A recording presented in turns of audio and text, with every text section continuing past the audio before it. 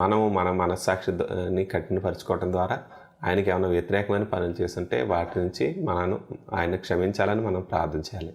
మనల్ని మనం తగ్గించుకోవాలి. అలా తగ్గించుకున్నప్పుడు దేవుని వాక్యం చెప్తుంది కదా, తను తాను తగ్గించుకునేవాడు హెచ్చింపబడును, తను తాను హెచ్చించుకునేవాడు తగ్గించబడను అని దేవుని వాక్యం చెప్పిన ప్రకారం మనం ఎప్పుడైతే దేవుని సన్నిధిలో ఆ విధంగా తగ్గించుకుంటామో, పశ్చాత్తాపడతామో, మనలో నుండి ఆయన ఎప్పుడైతే మనం చనిపోతామో అప్పుడు పునరుత్థానం పొందుతాం. అలాగే ఎప్పుడైతే మనం తగ్గించుకుంటామో, మనల్ని మనం దేవుని సన్నిధిలో రిక్తునిగా అంటే మన సెల్ఫ్ ఏమీ లేకుండా మనం పోగొట్టుకుంటామో అప్పుడు దేవుడు మనలో నుంచి క్రియ చేయటం ప్రారంభిస్తాడు.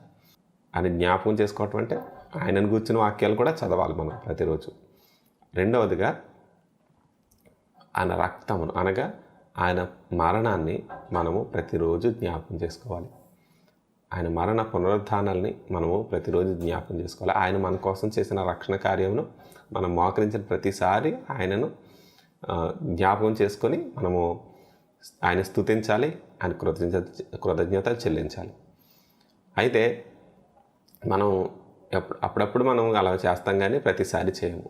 సంవత్సరానికి ఒకసారి కానీ నెలకు ఒకసారి కానీ ఇలా చేసేయటానికి కాదండి. ఇది ప్రతిసారి చేయాలి. అవసరమైతే అక్షరార్థంగా కూడా మనం తీసుకుని ప్రతిసారి ఆయన జ్ఞాపకం చేసుకునే కోసం ప్రతిసారి అది చేయాలండి. అలా చేసినప్పుడు అది అపోస్తలు అలాగే చేశారు. దానివల్ల అక్కడ గొప్ప ఉద్యోగాన్ని మనం చూసాం. వారు ఇంటింటా రొట్టె విరుస్తూ ఏం చేసేవారు, ప్రతిరోజు ఆయనను గురించి ప్రకటించేవారు. ఆయన సిలువ గురించి, ఆయన మరణం గురించి ప్రకటిస్తూ అలా చేయటం వల్ల ఏం జరిగేదంటే అక్కడ గొప్ప గొప్ప అద్భుతాలు జరిగాయి. కాబట్టి మనము శక్తి లేని జీవితాన్ని, వ్యక్తిగత జీవితాన్ని, శక్తి లేని పరిచర్యను ఇలా ఎంతకాలం చేస్తామండి? దేవుని వాక్యం చెప్తుంది, సిలువను గూర్చిన వార్త నశించే వారికి వెర్రితనం కానీ రక్షించబడుతున్న మనకు దేవుని శక్తి. అంటే మనం శక్తివంతమైన జీవితం మన జీవితంలో జీవించాలంటే సిలువను గూర్చిన వార్త అనగా అది రక్షించడానికి శక్తి కలిగింది. మనిషిని రక్షించడం కంటే గొప్ప అద్భుతం ఇంకోటి లేదండి.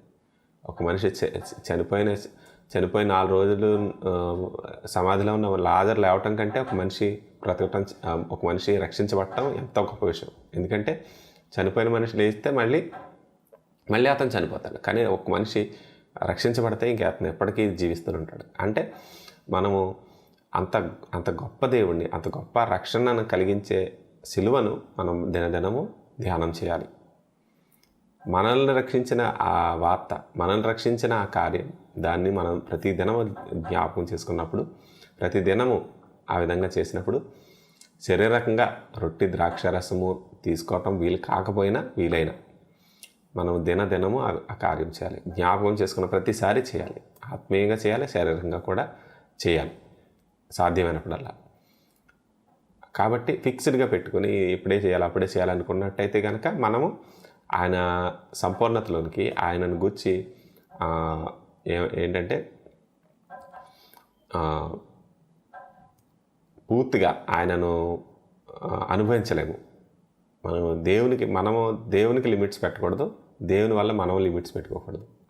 దినము ప్రతిరోజు మనం ఆయన జ్ఞాపకం చేసుకోవాలి, ఆయన వాక్యం ధ్యానించాలి, ఆయన సన్నిధిలో స్తుతించాలి, ఆయన చేసిన రక్షణ కార్యాన్ని బట్టి ఆయనకి కృతజ్ఞతాస్తుతులు చెల్లిస్తూ అట్ ద సేమ్ టైం మన మనస్సాక్షిని నూతనపరుచుకుంటూ, మనస్సాక్షిని శుద్ధి చేసుకుంటూ దేవుని సన్నిధిలో మనము నిర్మలమైన సాక్షితో ఉండాలి మనం.